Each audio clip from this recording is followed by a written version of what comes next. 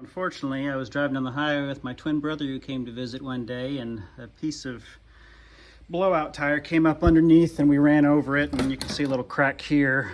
But it also broke apart or cracked that was loose, that duct for the brake cooling or whatever it's supposed to be. So it sounds like it's flapping around under there whenever I'm on the highway, so I want to try and fix that. So basically all we're going to do is take all of these 1, 2, 3, 4, 5, 6, 7 pins and maybe a few screws under here. We'll see.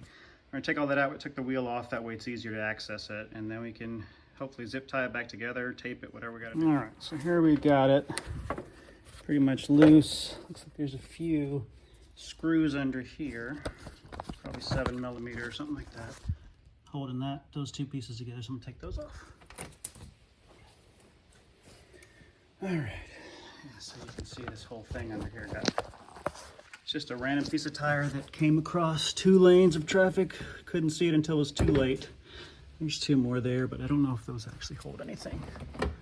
So, let's see. Yeah, looks like those hold them right under there, right there. Come on.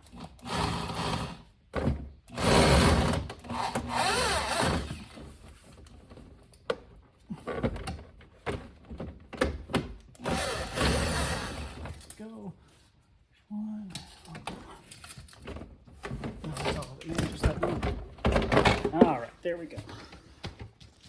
So you can see this, it has these little grooves here that pull it out and go back in, tighten it down or whatever, keep it from falling out. So here is where it got cracked.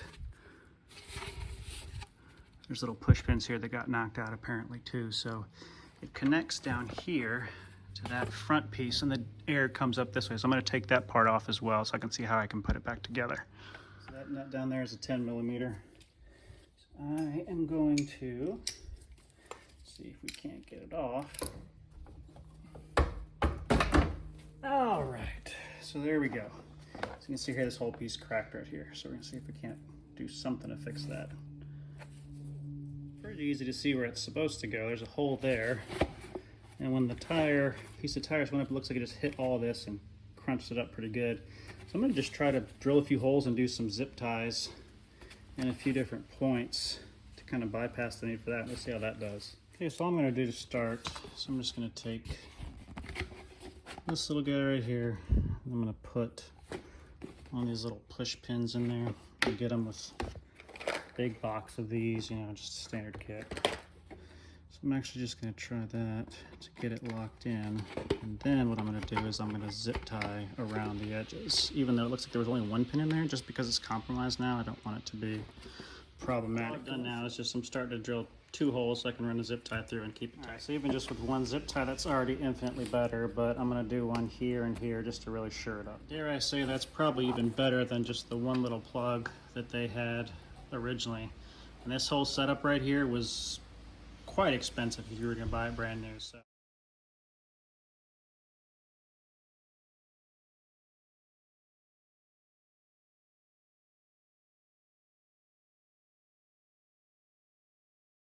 figured I'd try to save myself some money. Shouldn't cause any more issues with rattling or noise. And just reverse the process, put everything back together. And I'm also, since this part got cracked up by that tire, I'm just going to do the same method of zip tying, drilling 2 holes, boom, boom, boom, boom, boom, boom, zip tie it all together. Should be good. And there you go. No more rattling around. Save some money. And there we go, all buttoned up, much more secure than before. It's pretty clean from underneath too.